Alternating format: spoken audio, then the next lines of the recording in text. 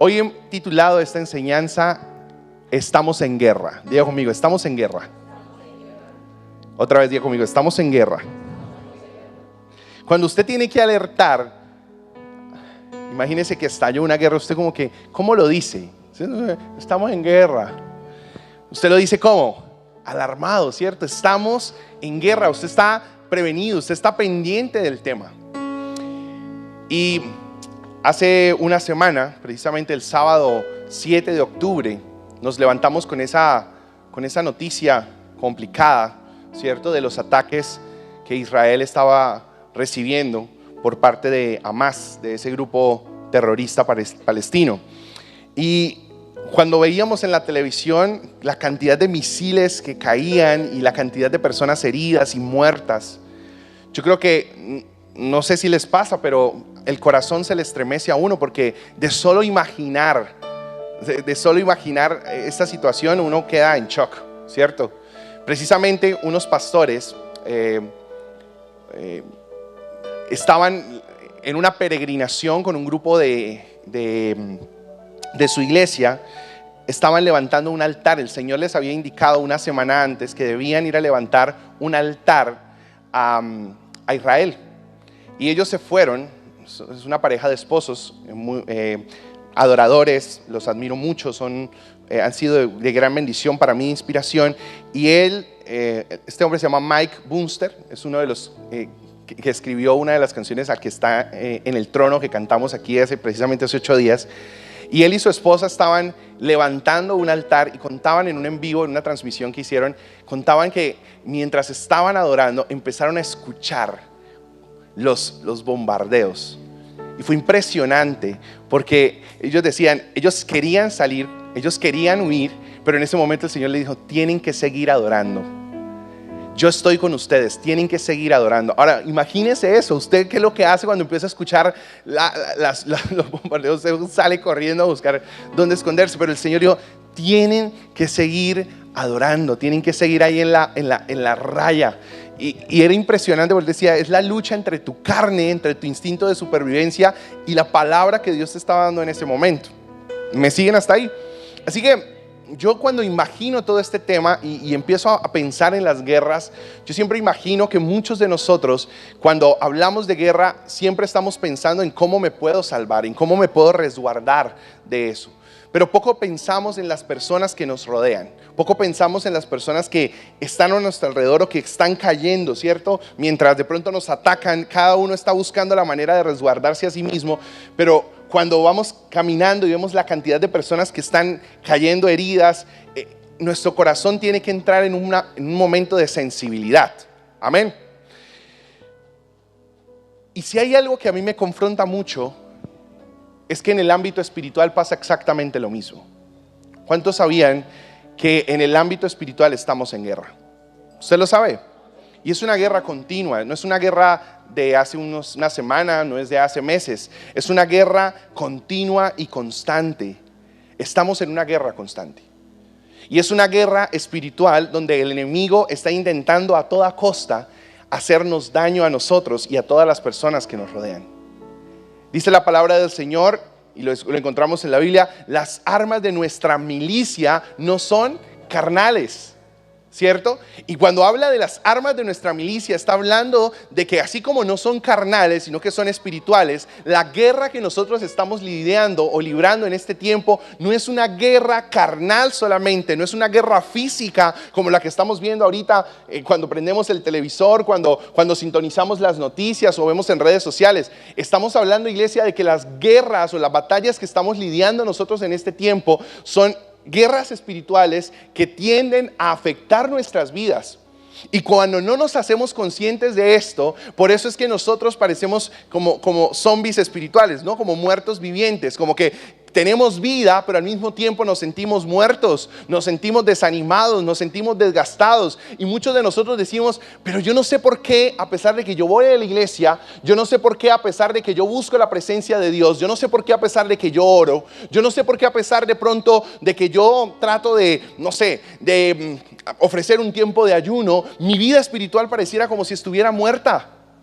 Mi vida espiritual pareciera como si nada, absolutamente nada, tiene el potencial de levantarla, de elevarla. ¿Le pasa a alguien aquí?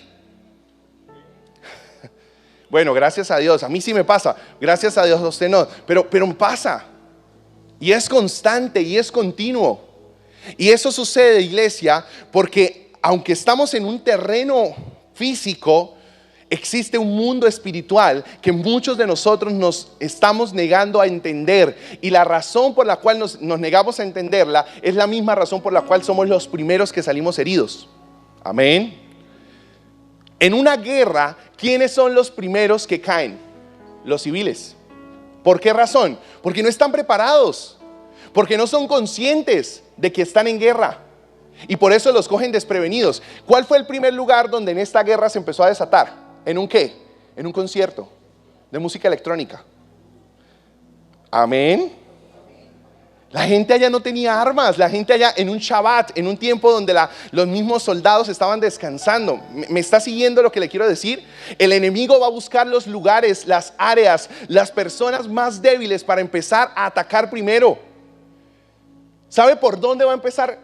En su familia, por las personas más débiles. Por eso es que su misión, si usted cree que es de los más fuertes, es ayudar a resguardar a su familia, es ayudar a que sus hijos, que su esposo, que su esposa empiece también a subir sus defensas espirituales. ¿Cuántos dicen amén?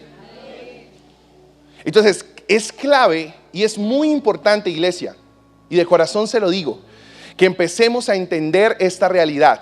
Estamos en guerra. Diga conmigo, estamos en guerra. Cuando somos conscientes de que estamos en guerra, entonces también tenemos la posibilidad de armarnos, la posibilidad de tomar las armas espirituales que el Señor nos dejó para enfrentar al enemigo. Pero ¿cómo sabemos que estamos en guerra? ¿Cuáles son las evidencias que nos dejan o que nos muestran que estamos heridos en combate? Le voy a dar rápidamente 4 evidencias que le van a mostrar a usted, iglesia, que usted está herido en combate. ¿Están preparados? Tome apuntes, por favor. Lo primero que muestra que estamos heridos en esta guerra, que estamos quizá tendidos, que necesitamos ayuda, porque muchos de nosotros decimos, no, sí, yo estoy súper bien espiritualmente. ¿Estás seguro? Porque si tú evalúas tu vida espiritual simplemente por la oración que haces en la mañana, por el versículo que lees en tu aplicación del celular o por el versículo que compartes en las cadenas de WhatsApp, o tú evalúas tu vida espiritual porque vienes todos los domingos a la iglesia y no fallas ninguno, estamos mal. Porque si el resto del día, después de leer el versículo del día, no hablas con Dios, no conectas con Dios, no tienes intimidad con Dios, entonces no estás conectado con la presencia del Señor. Amén. Porque si después de salir de la iglesia, nada de lo que se predica, nada de lo que se comparte, ninguna de las semillas que se esparce cae en el buen terreno de tu corazón y produce fruto abundante en tu vida, entonces no estamos bien. Amén. Y estamos muriéndonos en vida y no nos hemos dado cuenta. Porque creemos que las guerras son solo físicas y estamos ignorando las guerras espirituales. Y mientras el enemigo nos distrae con las guerras físicas y decimos, no, y es que yo estoy a favor de este y yo estoy a favor de este. Iglesia, hay algo espiritual que nos está afectando a nosotros y que si no le prestamos atención, va a terminar por acabar con nuestra vida. Amén. Amén o no amén. Entonces, la primera evidencia de que estamos heridos en esta guerra y que estamos heridos en este combate tiene que ver con que perdemos el sentido de la vida. Diga conmigo, perdemos el sentido de la vida. Una de las evidencias claras de que nos sentimos o que estamos heridos en combate es que ya perdemos las ganas, le perdemos el gusto a todo, estamos desalentados, nada nos motiva, nada nos anima, nada nos levanta. El enemigo se ha buscado las maneras para dar en el blanco de nuestro deleite. ¿Se acuerdan que algún día les conté a ustedes que uno de los propósitos del enemigo, de robar el enemigo, cuando llegó a seducir a Adán y a Eva, fue robar, diga conmigo, robar el deleite?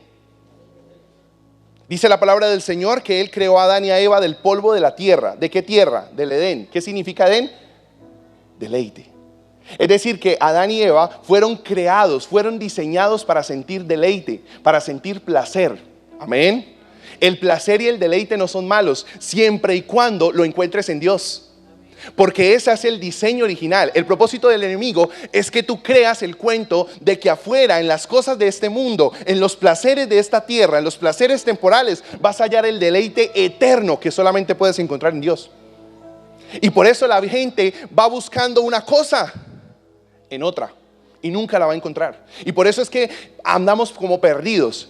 Por eso es que vamos de pronto de religión en religión, de iglesia en iglesia, de creencia en creencia.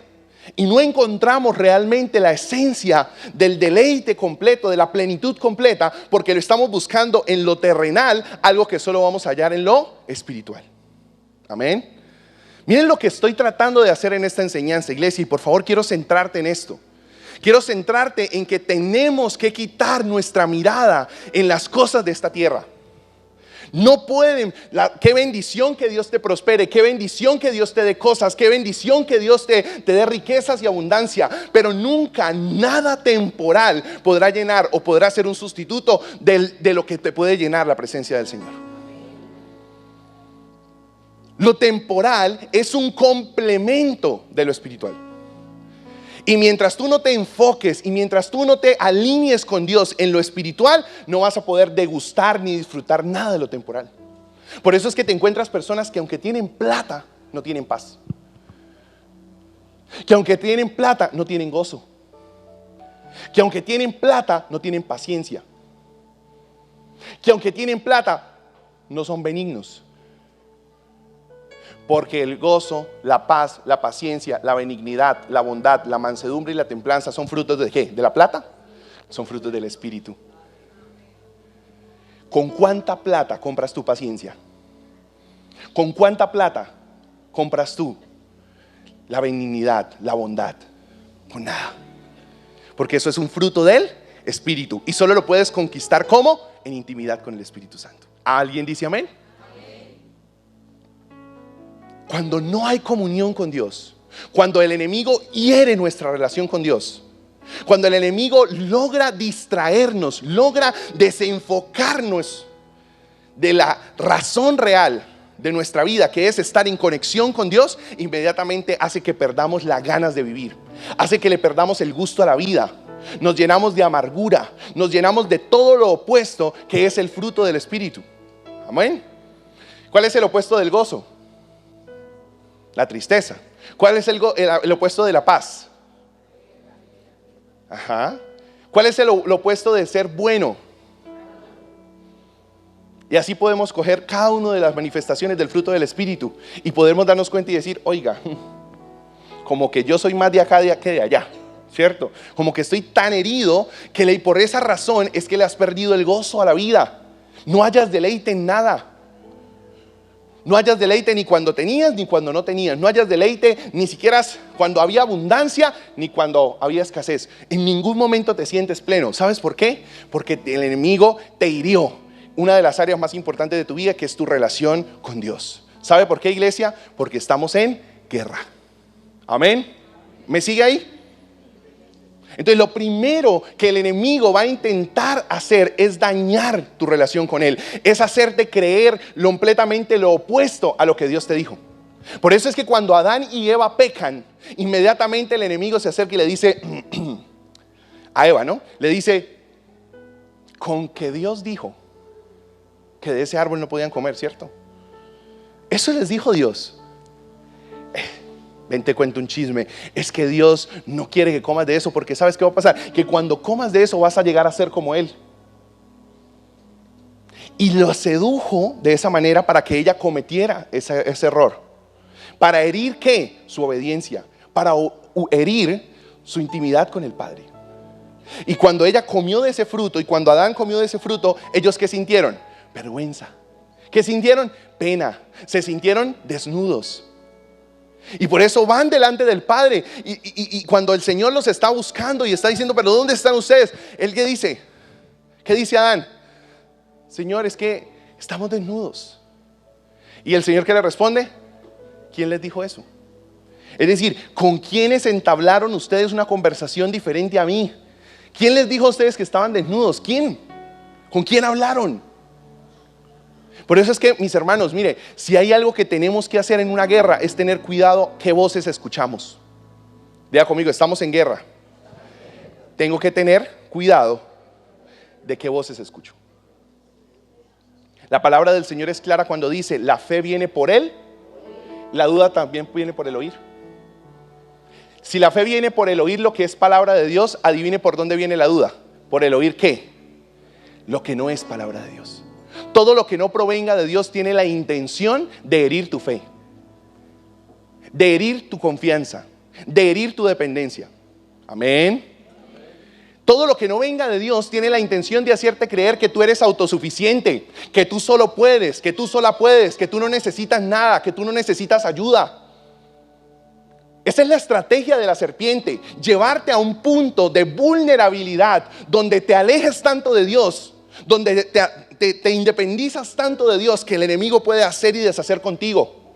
El enemigo no te va a atacar mientras tu relación con Dios sea firme. ¿Sabe por qué? Porque sabe que el poderoso pelea por ti. Claro, lanzará sus ataques, intentará hacerte daño, te lanzará una cantidad de ataques, pero mientras estés conectado con Dios, todos sus planes van a fracasar. Así que la estrategia del enemigo en esta guerra, para quitarte el deseo de vivir, para quitarte el gozo, para quitarte la paz, para quitarte la alegría, es primero, poco a poco, irte alejando de Dios. Irte distrayendo de la intimidad, irte haciendo creer que hay cosas mucho más importantes que venir a la iglesia, cosas mucho más importantes que orar, cosas mucho más importantes que meditar en la palabra de Dios. Hay cosas mucho más urgentes. Pastor, hay que producir plata. Pastor, tengo mucho trabajo. Pastor, tengo muchas cosas que hacer. Pastor, tengo una cantidad de cosas. ¿Y cómo está tu relación con Dios? Pastor, yo voy los domingos a la iglesia cuando puedo, cuando me queda tiempo. Y el problema es que poco a poco el enemigo te está aislando. Y cuando te tenga aislado, puede hacer y deshacer contigo como quiera. ¿Se acuerdan cuando yo les conté acerca de la historia de Job? Job todos los días, iba y presentaba una ofrenda delante del Señor. ¿Cuál era la ofrenda? Una oveja. Diga conmigo, una oveja. ¿Una qué? Una oveja. Todos los días. Y no era simplemente ir a matarla, no, era un tiempo con el Padre, o sea, era una conexión con Dios. ¿Quién era Job en su tiempo? Era un tipo respetable, era un tipo admirado, era un tipo que todo el mundo quería ser como él porque había sabiduría en su vida. ¿Cómo no? Si pasaba todo el tiempo con su Padre Celestial. ¿Cómo no? Si todo el tiempo estaba en conexión con Dios. Mira, iglesia, entre más tú te expongas a la presencia de Dios, más sabio te vuelves. La gente va a querer pasar tiempo contigo porque va a encontrar en ti palabras de vida, palabras de sabiduría, palabras que edifican. Hay gente que va a decir, venga, es que a mí me gusta hablar con usted porque es que yo siento una paz. Es que cuando yo hablo con usted, yo siento como un gozo. Es que cuando yo hablo con usted, yo me doy cuenta que usted es una persona buena. ¿Sí se dan cuenta? Los frutos del Espíritu. Así que Job todos los días iba y presentaba su sacrificio delante del Señor. Cuando Satanás se presentó ante el Señor para pedirle que le dejara tocar a Job, quitarle sus bienes, quitarle sus cosas, herirlo, para probar que él no iba a maldecir a Dios, que él no se iba a alejar de Dios, el Señor dijo, hágalo, pero a él no lo toques. No lo puedes herir de muerte, no lo puedes matar. ¿Qué es lo primero? Y creo que las personas que han escuchado algunas de mis enseñanzas saben lo que les digo. Lo primero que a Job le es quitado, lo primero, no fueron los hijos. Lo primero que le quitaron, ¿qué fue? No fue la plata, no fue las casas, fueron las ovejas. Fueron las ovejas. ¿Por qué las ovejas, pastor? Porque las ovejas representaban esa conexión diaria, íntima con el Padre. Si no habían ovejas, no había sacrificio. Si no habían ovejas, no había adoración. Si no habían ovejas, no había intimidad. Y si no habían ovejas, no había relación con Dios. Después de que no hubieron ovejas, Súacate que le quitó los hijos, súacate que le quitó la casa, súacate que le quitó la salud, súacate que le hizo todas las cosas que podía hacerle al mal, a nuestro querido Job, se las hizo. pero primero le quitó las ovejas. El enemigo no te va a tocar las finanzas. El enemigo no te va a tocar tus hijos. El enemigo no te va a tocar tu esposo, tu esposa. Lo primero que el enemigo te va a empezar a quitar es tu intimidad con Dios. ¿Y cómo lo va a hacer? Apareciéndote el cachudo diciéndote, no ores, no busques de Dios. No, hombre. Va a empezar a poner el reality más chévere a la hora que usted precisamente quiere orar. La serie más buena que usted se pueda ver va a empezar a salir. Va a tener más trabajo todavía a la hora que usted definitivamente quería establecer un tiempo de intimidad con Dios. Cualquier cosa que evite que usted pase tiempo con Dios, el enemigo la va a hacer. ¿Sabe por qué? Porque si no hay intimidad, si no hay búsqueda de Dios, entonces el enemigo puede hacer y deshacer. Y lo primero que le va a robar a usted es las ganas de vivir. Cuando usted ya llega a un punto donde usted ya no le encuentra sabor a la vida, hermano, asústese, porque usted está herido en combate. Ya no solo está usted en guerra, está usted herido en combate. Diga conmigo, ay, ay, ay. Y no sé cuántas personas de las que me están escuchando hoy aquí se sienten de esa manera, se sienten, como que todo no tiene sabor, como que nada es chévere, como que usted estaba esperando que algo pasara y pasó y usted como que eso era lo que iba a pasar. Nada le gusta, todo el tiempo usted está con el ceño fruncido, todo el tiempo usted está enojado, todo el tiempo usted está con rabia. Iglesia, estamos heridos. ¿Por qué? Porque descuidamos lo más importante, que es nuestra relación con nuestro Padre Celestial. Amén. ¿Seguimos o paramos? Seguimos. Muy bien. La segunda evidencia de que estamos heridos en combate, que caímos en esa guerra, es que tenemos una visión limitada. Lo primero es que perdemos el sentido de la vida y segundo es que perdemos la vista. Diga conmigo, la vista. Estoy hablando espiritualmente. ¿Listo? Perdemos la visión. Diga conmigo, la visión. Una de las cosas que el pecado genera y los ataques directos del enemigo en medio de esta batalla espiritual que estamos lidiando es quitarte la visión. Es hacerte creer, ¿sí?, que lo único que tienes seguro es lo que está hoy. Es que no hay una eternidad, es que no hay nada más allá. Amén. Otra manera en la que te quita la visión es hacerte creer que estás solo. Es no mostrándote el panorama completo. Amén.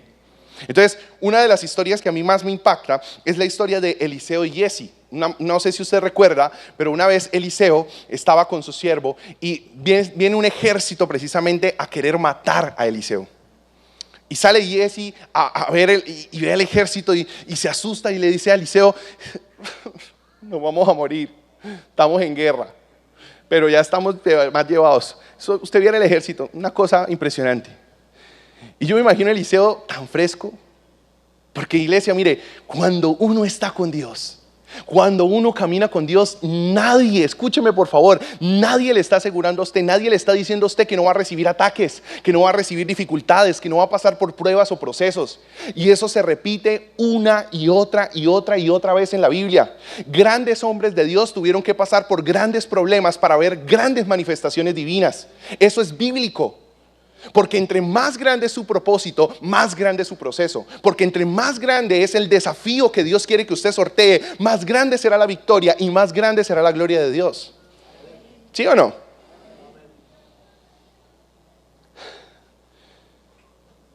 Pero a veces nos desanimamos porque no vemos nada. Nos perdemos. Y cuando no vemos nada, nos asustamos. ¿Cierto? Este viernes pasó algo súper cómico para mí. Tenía la invitación a ir a un evento a ministrar y yo dije, me voy a ir temprano porque no conocía el lugar, era una finca por allá metida, por allá, más allá de Lebrija. Y yo dije, me voy a ir temprano porque no conozco la carretera, porque yo apuradito había llegado, no sé, a Girón y yo no había ido en moto tan lejos. Entonces yo decía, voy a irme. Y tuve una cantidad de cosas que hacer y recuerdo que eran más o menos como las 6:30 cuando llegué a Lebrija y puse el GPS, pero como está la doble calzada, pues ya no hay luz, literalmente no hay alumbrado público, no hay nada. Y Y empiezo yo, y cuando dijo el GPS, en no sé cuántos metros gire a la izquierda. Y yo volteo a mirar, no había nada, no se veía nada. Y yo miraba, ¿no? Yo dije, no, esta vaina se perdió, esto está todo raro. Y seguí, y como, no sé, 50 metros más adelante había una entrada y sí, iluminada, todo el tema. Yo dije, debe ser por acá. Y llamé yo a la persona que me invitó. Y dije, bien, estoy un poquito perdido. No, ya encontraste el camino. Yo creo que sí. No, métete por ahí como 5 minutos, dele. Y yo, hágale, eso es un destapado. Sí, eso es un destapado, hágale. Y empiezo yo a echar con esa moto. Cuando ya llego yo a una trocha, sin luz, en una trocha, viernes 13, hermanos, empieza mi espíritu intercesor aquí a clamar. Yo, Señor, estoy perdido. Y luego no había señal, Padre amado. El que va cogiendo la moto, no, Señor, bendito, yo tengo una misión esta noche.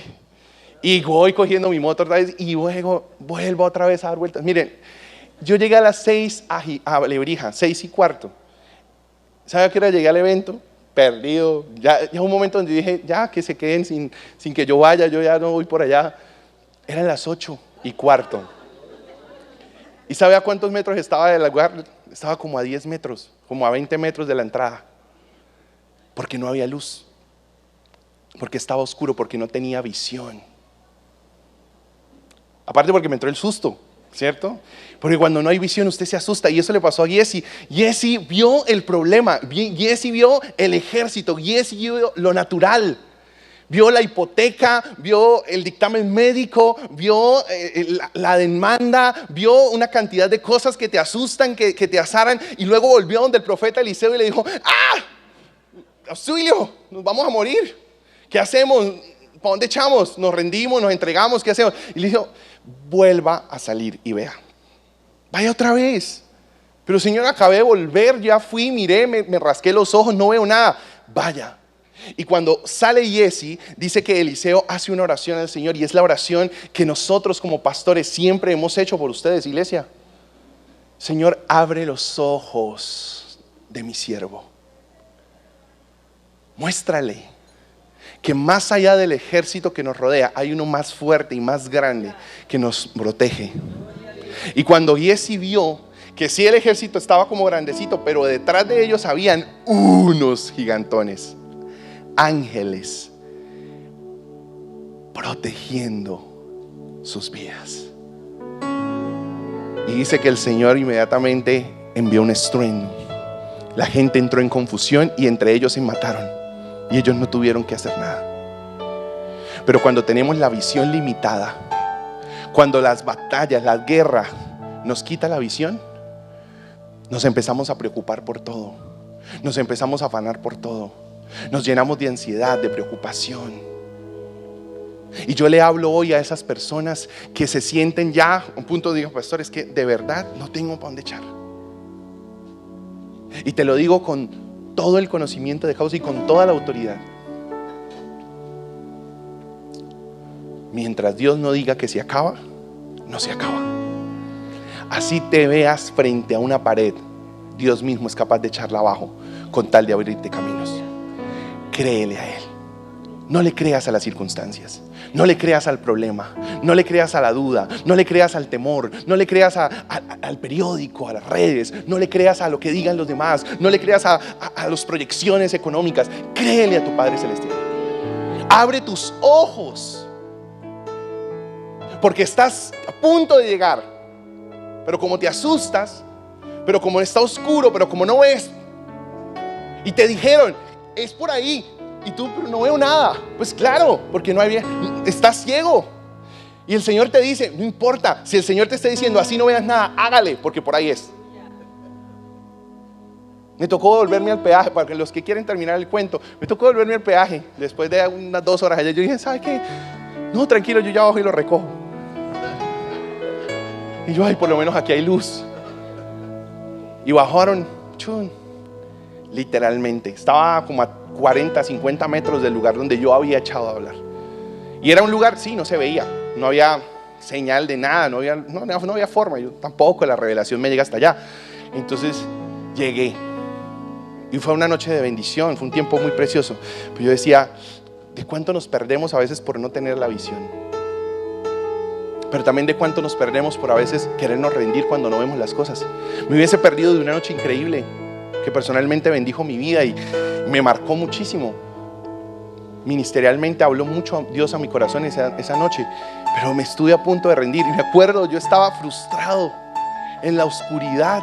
Me metí en contravía, hermanos, para contarles. Yo pensaba que la finca entonces era al otro lado. Dije, no, entonces ¿dónde es? Me metí, pasé en vías. Yo creo que los señores iban a venir a perseguirme. Yo creo que no, está perdido, ese se devuelve. Yo no sabía lo que estaba haciendo, porque estaba ciego, porque no había luz, porque estaba oscuro. Y a veces tú ves personas que tú dices, pero ¿qué le pasa? Iglesia, mueva hacia misericordia, porque esa persona no es que quiera hacer las cosas mal, es que está ciego, no sé, está dando tumba, está asustado. Vaya y muéstrale la luz de Cristo. Recuerde que somos rompetechos. Recuerde que nuestra misión no es juzgar a los demás, no es señalar a los demás, no es decirle a los demás que están haciendo las cosas mal, es decirle, oye, puedes hacerlas mejor en Cristo. Eso que parece difícil en estos momentos, lo puedes hacer en Dios y de otra manera diferente. Amén. Lo siguiente que Dios quiera, la siguiente evidencia de que estamos heridos en guerra. Entonces, la primera, ¿cuál es? Perdemos el sentido de la vida. Segundo, perdemos la visión. Tercero, nos paralizamos. Diga conmigo, nos paralizamos. Nos paralizamos. Nos quedamos inmóviles. Ya no podemos avanzar, ya no nos podemos mover. Estamos mal. Y uno de los propósitos del enemigo en la guerra es dejarnos inmóviles, es dejarnos paralizados, es dejarnos estancados. Por ejemplo, no sé si tú recuerdas, ¿cierto? En la historia del paralítico de Betesda, y la conté hace unos días. Estaba el paralítico de Betesda ahí. Iglesia, está el paralítico, lleva como 30 años y se aparece Jesús. Y Jesús le dice al paralítico, ¿quieres ser sano? ¿Cuál es la respuesta que usted daría si es paralítico? Ay, a ver, Jesús. Pero este tipo tenía tan metido el monólogo de víctima en su corazón, tan grabado a fuego el monólogo de víctima en su corazón, que su respuesta fue en automático: Señor, es que nadie me ayuda. Señor, es que nadie me ayuda. Señor, es que cuando ya voy a lograr llegar yo a tirarme al estanque para poder lograr mi milagro, ya otro me ganó. Dos cosas, ¿no? Que siempre decimos: es que nadie me ayuda, y otro, los demás son mejores que yo. Esas son las dos excusas que siempre damos. Cualquier víctima se identifica con esas dos. No, es que nadie me quiere. No, es que nadie me ayuda. No, es que pobre de mí. No, es que hay otros mejores que yo. No, es que yo no soy al final tan bueno, pastor. Amén. Y el Señor lo mira como que, pero eso no fue lo que yo le pregunté. Yo a usted no le dije que porque usted lleva acá 30 años. Yo le estoy preguntando si usted quiere que esos 30 años se acaben hoy. ¿Quieres o no quieres? Iglesia, si hay algo que nosotros tenemos que empezar a trabajar en nuestra vida, es a dejar de lado la victimez. Diga conmigo, la victimez. Si hay algo que te paraliza, si hay algo que tiene el potencial de estancarte en la vida, es verte como una víctima. Ay, pobre de mí. Ay, no. Pastor, es que usted viera cómo me han herido. Es que usted viera cómo me han lastimado. Y yo le respondería: pero es que si usted viera todo lo que Dios tiene detrás de esa situación, y usted nada que avanza. Porque nos quedamos abrazando la pena, nos quedamos abrazando el dolor. A veces, iglesia, hasta utilizamos ese dolor y esa pena para mostrar como si fuera nuestra identidad. Y eso no es así. Amén. Tú no eres la víctima. Nada vas a solucionar como la víctima.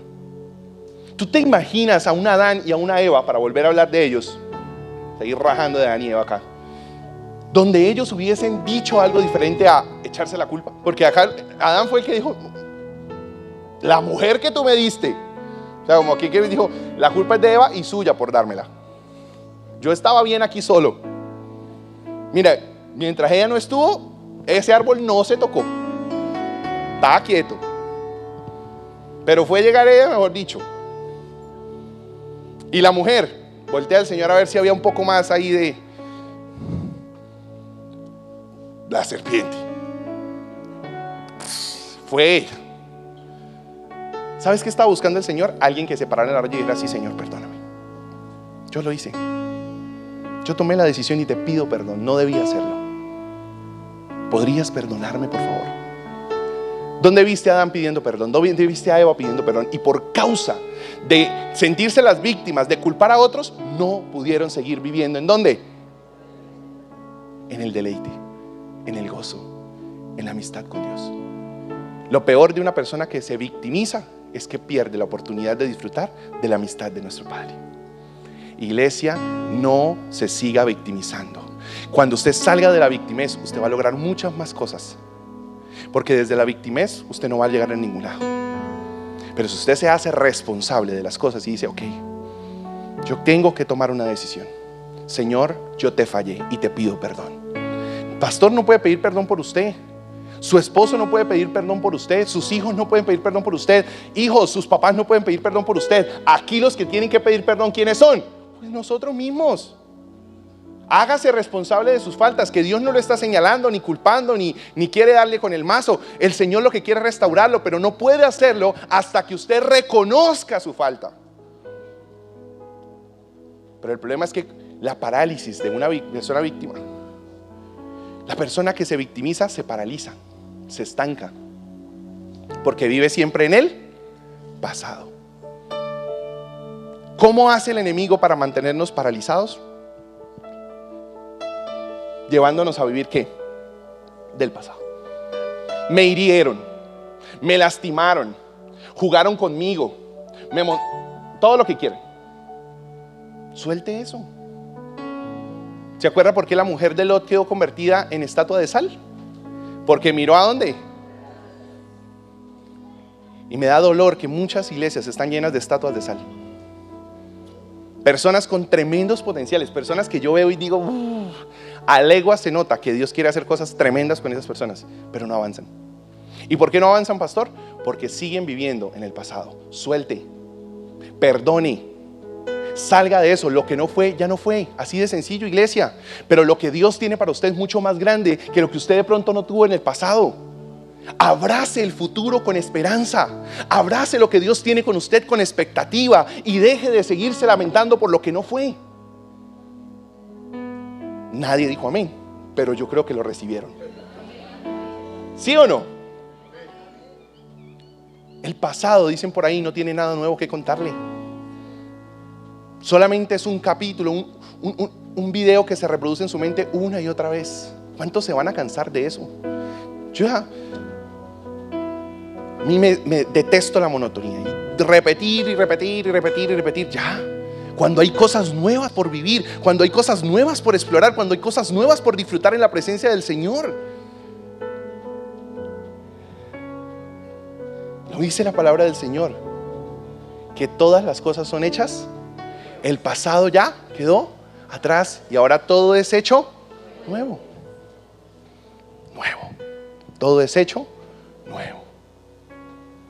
Muy bien. Llevamos 3 cositas. Primero, ¿qué? Segundo, la visión. Tercero, nos paralizamos. Y cuarto, otra evidencia de que estamos heridos en combate en esta guerra es el desaliento espiritual.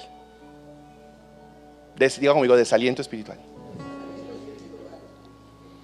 ¿Sabes cuál es lo peor de todo este síntoma? Que mucha gente ya se acostumbró, lo volvió paisaje, ¿sí? Entonces normalizamos el sentirnos desalentados, normalizamos el tener pereza de venir a la iglesia, normalizamos el sentirnos, no, iglesia, mire, cuando usted conoce al Dios vivo, cuando usted tiene una relación íntima con Dios, para usted venir a la iglesia, Dios mío, usted cuenta los días como los presos que cuentan los días que le faltan para salir. Usted cuenta los días para que llegue el domingo. Y usted no espera que llegue el domingo, usted toda la semana está cultivando su intimidad con Dios, usted está escuchando alabanzas, usted está escuchando palabras, usted está todo el tiempo intimando con el Señor, porque es un desespero. Pero el enemigo siempre va a querer, siempre quiere que nos llenemos de desaliento espiritual. Y una cosa lleva a la otra, ¿sí? Empezamos con ¿qué? Con Job, perdiendo las ovejas, perdiendo la intimidad.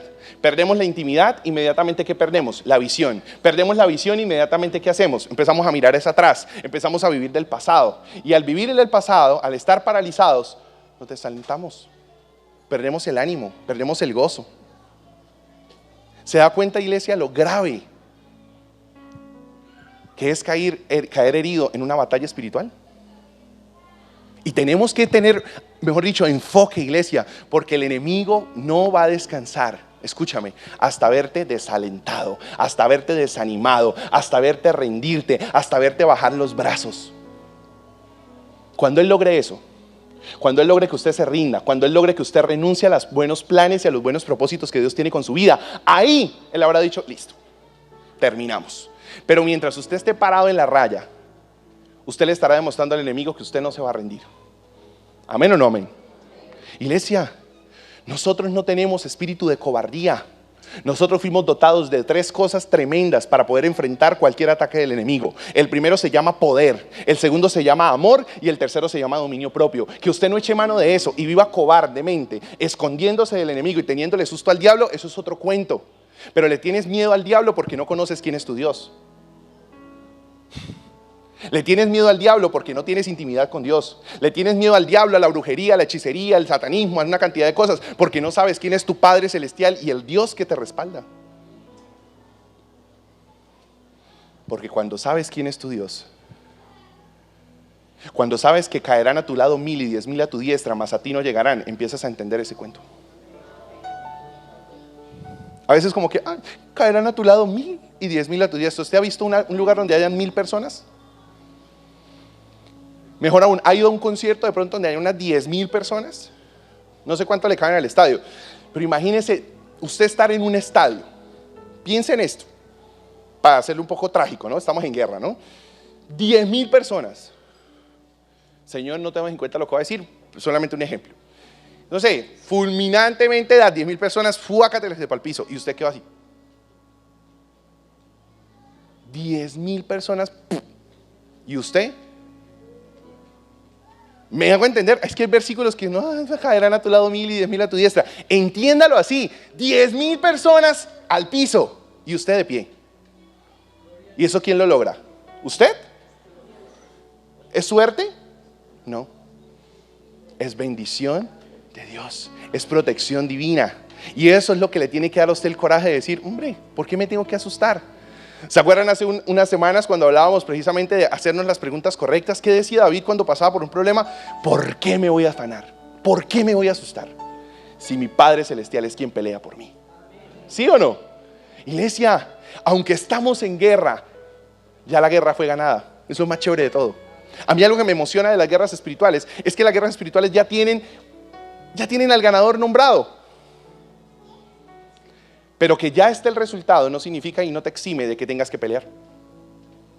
El Señor le dijo una vez al pueblo de Israel, cuando el pueblo de Israel estaba siendo acechado por el enemigo, mandó una orden con uno de sus líderes y les dijo, pónganse el uniforme, levántense muy temprano y pónganse en la línea de batalla. O sea, no te quita tu responsabilidad. Y el Señor peleó por ellos, pero a ellos les tocó ponerse la armadura. Amén. El Señor peleó por ellos, pero a ellos les tocó pararse en la raya. El Señor peleó por ellos, pero a ellos les tocó amarrarse el cinturón y ponerse en la línea de batalla, independientemente de que el Señor fuera quien peleara por ellos. Pero es que a veces nos hemos metido en un cristianismo, perdóneme, un cristianismo muy rela. El Señor pelea por mí, yo no iba a la iglesia. Señor, ¿qué pasó que no me ayudaste este mes? Señor, y como que nos reclamamos, ¿no, Señor? Sí, pero ¿qué pasó que usted no se puso la armadura? ¿Qué pasó con el poder, con el amor, con el dominio propio? ¿Qué pasó con el gozo, la paz, la paciencia, la benignidad, la bondad, la fe, la mansedumbre y la templanza que le di? Esto es un ganar-ganar, iglesia. Y si usted quiere ganar las batallas espirituales, usted tiene que aliarse con Dios. Amén. Ni la va a ganar usted solo, ni Dios la va a pelear solo por usted. Aquí tiene que ser usted con Dios, que son el equipo ganador. ¿Me está entendiendo lo que le quiero decir? Porque es que acá nos estamos acostumbrando a que el Señor pelee por mí y yo el mínimo esfuerzo. Pero es que nos queda fácil, que apenas tenemos un problema, cogemos el teléfono y... Pastor, me echa la oradita, por favor. Uy, hermano, qué milagro, hacía como 6 meses que no venía, no le escuchaba la voz, ni lo veía en la iglesia. No, pastor, estoy pasando por unas situaciones difíciles, pero ya ahorita me desocupo y un día de estos voy. Pero puede orar por mí. Ahora, no estoy diciendo que no pidas oración, hazlo, claro que sí, y pues estamos para orar por ti, pero ¿qué pasa contigo? Dios no puede ser simplemente una persona que tú buscas cuando tienes problema, la muleta que usamos solamente mientras está el yeso y después del yeso se va el yeso y se va la muleta. Amén. Dios no es tu muleta, Dios no es tu bombero. Dios es el Rey de Reyes y Señor de Señores que te exige amistad, que te exige lealtad y que tiene tremendas cosas para tu vida, pero tú también tienes que hacer tu parte, porque es que ese cuentico, mis hermanos, con mucho amor lo digo, no estoy bravo, pero ese cuentico que tenemos nosotros, de que es que buscamos a Dios solo cuando nos hace favores o cuando necesitamos, pero después nos desaparecemos, complicado. Que tenemos nuestro cristianismo a la carta, donde seleccionamos lo que nos gusta y lo que no nos gusta, y le decimos, Señor, este es el cristianismo que quiero vivir. No. Con gustos y disgustos es lo que Dios nos dijo en su palabra, ni más ni menos. Porque somos muy buenos para seleccionar y decir, esto sí me gusta, esto no. El Señor nos dice que nos dio mandamientos, ¿no? Entonces cogemos de los 10 mandamientos, bueno, de amar al prójimo, ay, este no, este sí, de no robarás, ay Señor, pero ¿cómo le estoy robando a ricos, no a pobres? Entonces, no, iglesia, robar es robar, matar es matar. Ya sea que usted coja un arma o simplemente hable mal de otra persona, eso es matar, lo dice la palabra del Señor, así de fácil. Y si no sabe lo que estoy hablando, le invito a que vea las predicaciones del pastor de los 10 mandamientos. El Señor nos dejó su palabra. Y todo lo que necesitamos, iglesia, para nosotros avanzar en nuestra vida cristiana, está en la palabra. Todas las armas de nuestra milicia, y lo dice la palabra del Señor, por favor, Corintios capítulo 10, versículo 4 al 6, dice, porque las armas de nuestra milicia no son carnales. Diga conmigo, no son carnales. Deje de pensar que usted al diablo lo va a espantar diciendo, diablo mentiroso. Y el diablo dice, dígame algo nuevo, que no sepa. ¿Usted cree que el diablo lo va a espantar insultándolo, jugándole con las mismas armas que él juega? Usted al diablo le espanta con su fe, que es lo que él no tiene. Usted al diablo le espanta con confianza, con esperanza, con dependencia de Dios, no con palabras oeces. Porque al final de cuentas son las que usa él. Amén. Diablo, puerco, mentiroso, termo. Y luego ¿qué dice? No son carnales, sino que poderosas en Dios, ¿para qué? Para derrumbar fortalezas. Para derrumbar todo lo que te quiere, ¿qué? Paralizar, quitar la visión. ¿Qué más? Paralizar. ¿Perder la qué? El sentido de la vida. Ya se me había olvidado la predicación, si ven, hermano. Y dándole desaliento espiritual. Todo eso que quiere venir a robarle a usted, la conexión con Dios, todo eso que quiere dejarlo herido, muerto en vida, porque es que yo veo muchas personas que están heridas, es que yo las veo. Vienen a la iglesia y uno las ve heridas, pero ven, ¿qué pasó? No, yo sé que tengo que buscar a Dios, pastor, pero es que yo estoy muy ocupado. O sea, te preocupa, perdóname, ¿para qué estás trabajando si ya te estás muriendo? Y hay una seria relación entre tu vida espiritual y tu vida física, que no se te ha manifestado, es otro cuento. Pero todo comienza por esta muerte y luego se manifiesta en la física. Amén. Hay muchas enfermedades físicas que son evidencia de enfermedades del espíritu. Amén. Ansiedad, estrés, depresión, úlceras. ¿Sí o no? Cuando tú no perdonas, cuando tú guardas odio, ¿qué empieza a pasar? Acá, gastritis, reflujo.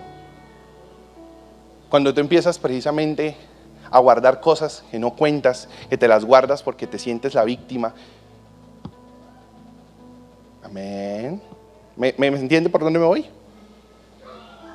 Y por favor entiéndame, iglesia, porque la palabra del Señor está diciendo, tus armas no tienen que ser carnales, tus armas son espirituales, poderosas en Dios. ¿En quién? En Dios. No en ti, no en tus fuerzas, poderosas en Dios para la destrucción de fortaleza. ¿Derribando qué? Argumentos y toda altivez que se levanta contra qué? Contra el conocimiento de Dios y llevando cautivo todo pensamiento a la obediencia de Cristo. Si hay algo que iglesia se levanta en contra de que tú y yo reconozcamos que estamos en guerra, son estas dos cosas: nuestros argumentos y nuestra altivez. Mucha gente esta palabra le choca. Porque aprendimos a ver solo lo natural y nos enfocamos solo en lo natural. Ignoras que en el espíritu te estás muriendo. Ignoras que en el espíritu estás muerto en vida, que ya no tienes ganas ni de orar, ganas ni de leer la Biblia, ganas ni de buscar de Dios. Que te sientes desanimado, desalentado, que no tienes ánimo, que no tienes visión, que no te estás proyectando en la vida, porque ya sientes que la vida se te acabó, porque estás pasando por una dificultad. Amén. Y esos argumentos y esa altivez solamente se puede vencer. ¿Con qué? Con las armas espirituales. Pastor, ¿cuáles son las armas espirituales? La oración. Y déjenme darle un testimonio acerca de la oración.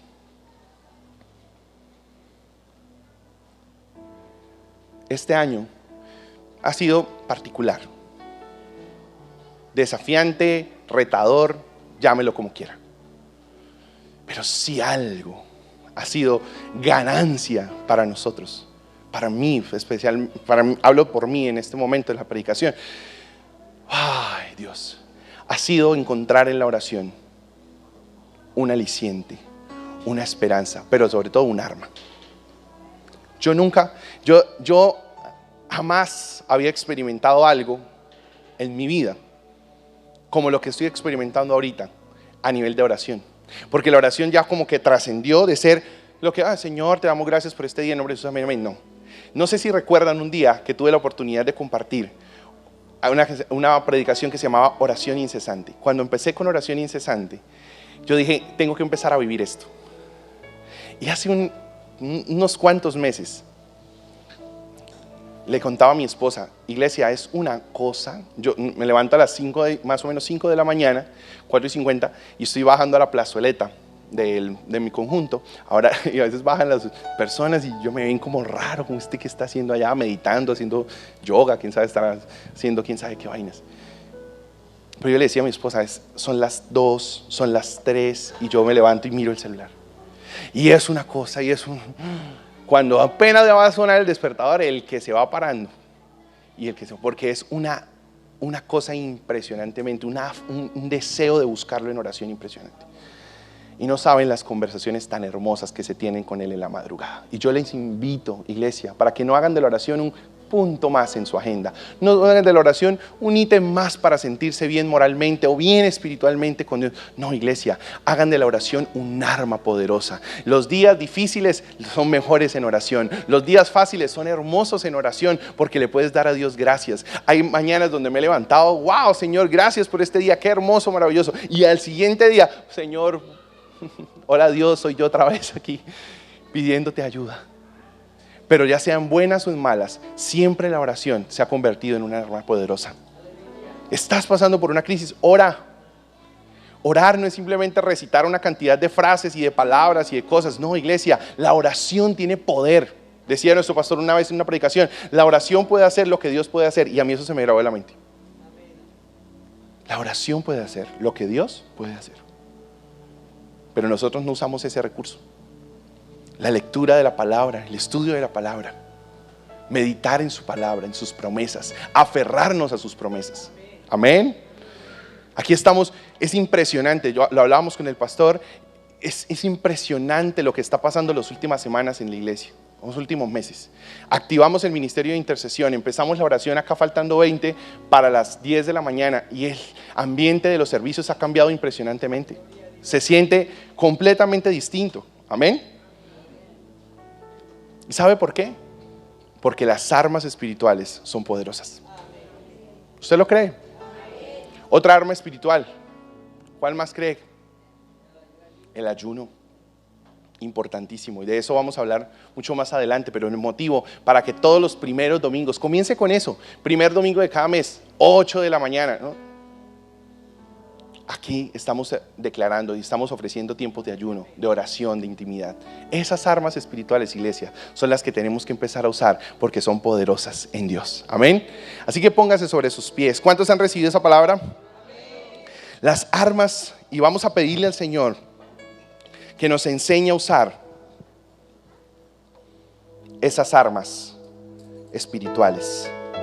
Si usted se siente herido, si usted se siente paralizado, si usted se siente corto de visión, si usted siente lo que sienta, lo que tengan en su vida, entienda, iglesia, que estamos en guerra. Amén. Que no puedes seguir trabajando lo espiritual desde lo físico. No puedes seguir en esa onda, porque vas a salir herido y lastimado. Ponte la armadura del Señor. ¿Dónde encontramos la armadura del Señor? Efesios capítulo 6. Léase Efesios capítulo 6 esta semana. Cíñase completamente la armadura del Señor y empiece todos los días en oración. Salga a la calle entendiendo que hay una guerra y que usted no se va a dejar atacar, porque mayor es el que está con usted que el que está en su contra. Pero mientras usted omita esa realidad, usted va a salir herido, ¿cierto? Si usted ya está herido, entienda, mi iglesia, que el Señor lo quiere restaurar. Amén. Que el Señor no lo va a dejar tirado en el campo de batalla. Que el Señor tiene el deseo y el anhelo de sacarlo victorioso de ese lugar para restaurarle, para sanarle y volverlo a enviar a la guerra completamente restaurado.